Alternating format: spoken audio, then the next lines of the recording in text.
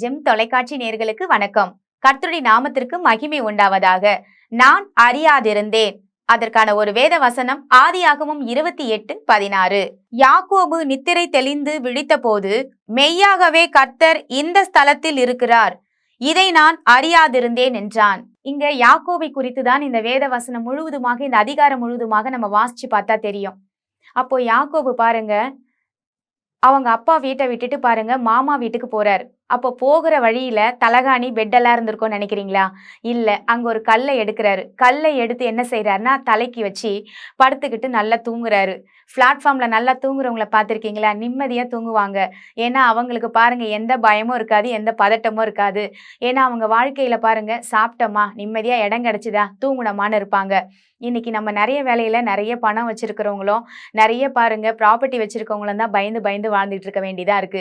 அப்படிதான் இங்க யாக்கோபை பார்க்கும்போது ஒரு கல்லை எடுத்து தூங்கும்போது கடவுள் நல்ல ஒரு கனவை கொடுக்கிறார். இவருக்கு பாருங்க வாழ்க்கையில என்ன கஷ்டம் இருந்தாலும் பாருங்க யாக்கோபு தூங்குறாரு. அந்த தூங்குற வேலையிலயும் பாருங்க நல்லா தூங்குனாரா இல்ல அரைக்குறையா எதையாவது யோசிச்சுட்டு தூங்குனாரான்னு தெரியல. ஏன்னா அவருடைய வாழ்க்கை பிளாட்ஃபார்ம்ல படுத்து தூங்கிட்டு இருக்காருன்னு வச்சுக்கோங்களேன். போற வழியில சூரியன் அஸ்தமிச்சிருச்சு இல்லைங்களா? சூரியன் அதாவது இருட்டாயிடுச்சு. இருட்டானா என்ன பண்ணுவோம்? கிராமத்துல எல்லாம் அந்த காலத்துல போகிற வழியில ஒண்ணு யார் வீட்டுலன்னா திண்ணையில இடம் கேட்டு தூங்குவாங்க, இல்ல மரத்தடியில தூங்குவாங்க. எங்கேயாவது இடம் கிடைச்சா சேஃப்டியான ஒரு இடத்த பார்த்து தூங்குவாங்க. இங்க என்ன நடந்ததுன்னு எனக்கு தெரியல யாக்கோபடி வாழ்க்கையில. அப்போ பாருங்க போகிற வழியில கல்லை எடுத்து போட்டு தலகாணியா வச்சுக்கிட்டு தூங்குறாரு. அப்போ கடவுள் ஒரு தரிசனத்தை சொப்பனத்தை கொடுக்கிறார். அவங்க ஒரு ஏணி பாருங்க வானத்துல போட்டிருக்கிறதையும், வானத்துக்கும் பூமிக்கும் ஒரு ஏணி இருக்கு. அந்த ஏணில தேவதூதர்கள் ஏறுவதையும் இறங்குவதையும் காண்கிறார் யாக்கோபு. அந்த இடத்துல பாருங்க தேவன் ஒரு வாக்கு கொடுக்கிறார். இதே அதிகாரத்துல 15வது வசனத்தை நீங்க வாசிச்சு பார்த்தா தெரியும். நீ போகிற இடத்துல எல்லாம் நான் உன் கூட இருந்து நான் உன்னை காத்து நீ இந்த தேசத்துக்கு திரும்பி வர பண்ணுவேன் அப்படின்னு சொல்லி ஒரு வாக்கு கொடுக்கிறார். அப்போ அந்த இடத்துல பாருங்க இவருக்கு ஒரு வேளை மன கஷ்டம் ரொம்ப இருந்திருக்கும் இல்லையா? சொத்தெல்லாம் அழிச்சு போட்டாச்சு வாழ்க்கையில. இனி என்ன பண்ண போற? மாமா வீட்டுக்காவது சொந்தக்காரங்க வீட்டுலனா போய் அண்டி பொழைச்சிக்கலான்னு ஒரு வேளை போயிருக்கலாம்.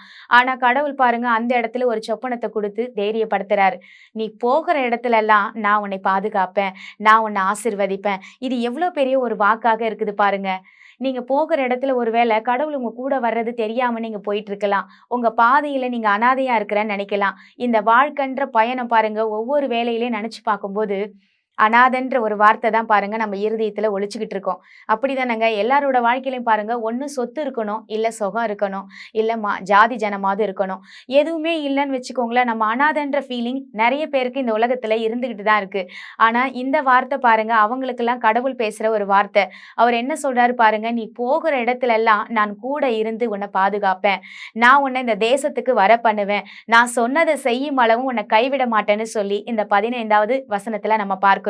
அடுத்த வசனத்துல பார்க்கிறோம், இந்த ஸ்தலத்துல அவர் இருக்கிறாரு, இது வரைக்குமே நான் தெரிஞ்சுக்காம போயிட்டேனே, நான் அறியாதிருந்தனேன்னு சொல்றாரு.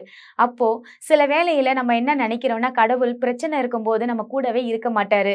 இன்னைக்கு கடவுள் இருந்தா ஏன் இந்த பிரச்சனை எல்லாம் நடக்குது? கண்டிப்பா நடந்திருக்காதுன்னு நம்ம நினைக்கிறோம். ஆனா நான் வேதத்துல நிறைய இடங்கள்ல வாசிச்சு பார்க்கும்போது பாருங்க கடவுள் கூட இருக்கிறவங்களுக்கு தான் அதிக பிரச்சனையே வந்திருக்கு. எலியாவுக்கு பிரச்சனை வந்திருக்கு, யாக்கோபுக்கும் பிரச்சனை வந்திருக்கு, தாவீதுக்கும் பிரச்சனை வந்திருக்கு. பிரச்சனை இல்லாத மனுஷன் இந்த உலகத்துல யாருமே இல்ல.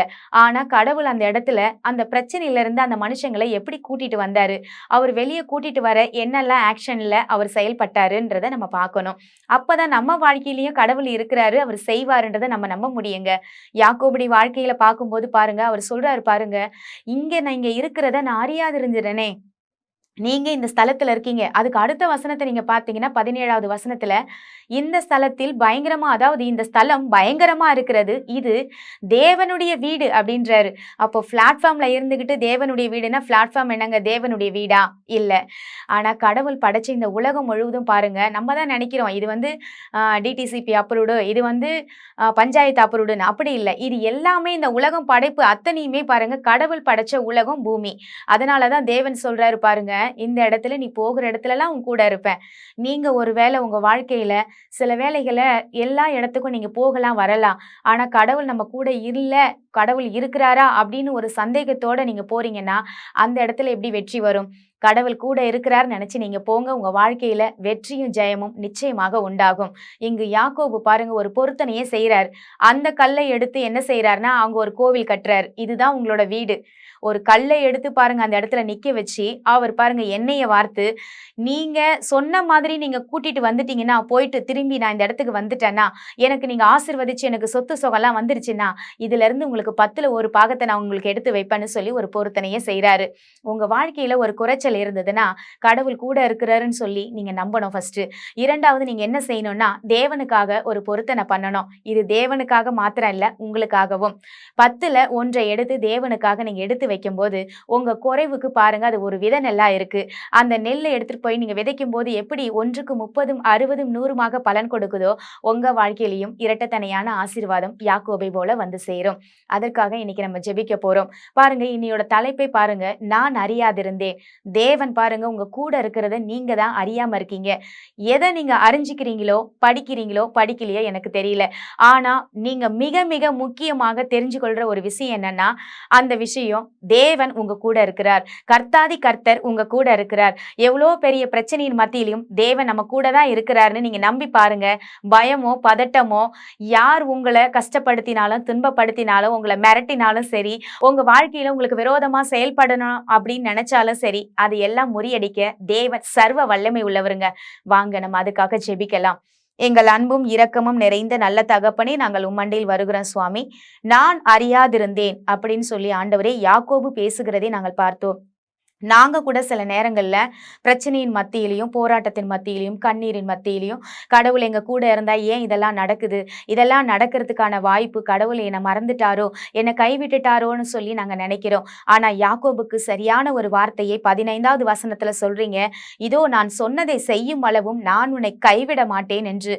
கடவுள் சொல்லிட்டீங்களா? நீங்க ஒரு நாள் எங்கள கைவிட மாட்டீங்கப்பா. வேத வசனத்த நாங்க வாசிச்சு பார்க்கும்போது தான் தெரியுது. சொன்னதை செய்யும் அளவும் கைவிட மாட்டேன்னு சொன்னவரு அப்படியே எங்கள நடத்தி கொண்டிருக்கீங்கப்பா. நாங்க ஒருவேளை உங்கள கைவிட்டு நழுவி நாங்க வேற பக்கம் போலான்னு நெனச்சாலும், எங்கள நீங்க ஆண்டவரே கைவிடாம பிடிச்சுக்கிட்டு, உங்க பாதையில நடத்தி, தகப்பனுடைய அன்பின் மித்தமாக எங்கள வழி நடத்துறது நாங்க ஆண்டவரே ஒவ்வொரு நிமிஷமும் நாங்க தெரிஞ்சு கொள்றோம்ப்பா. அதுக்காக உமக்கு நன்றி சொல்றேன் சுவாமி. இந்த நாட்கள்ல கூட எங்க கரத்த ஆண்டவரே நீங்க பிடிச்சு நடத்துங்க ஆண்டவரே. இந்த தொலைக்காட்சி பார்த்து கொண்டிருக்கிற ஒவ்வொரு ஜனங்களுடைய கைகளை நீங்க ஆண்டவரே நீங்க பிடிச்சு ஒவ்வொருத்தருடைய வாழ்க்கையை நீங்க மாற்றும்படியாக நாங்கள் வேண்டிக் கொள்ளுகிறோம். இயேசுவின் மூலம் ஜெபிக்கிறோம் நல்ல தகப்பனே, ஆமேன். கர்த்தர் நம் அனைவரையும் ஆசீர்வதிப்பாராக. God bless you.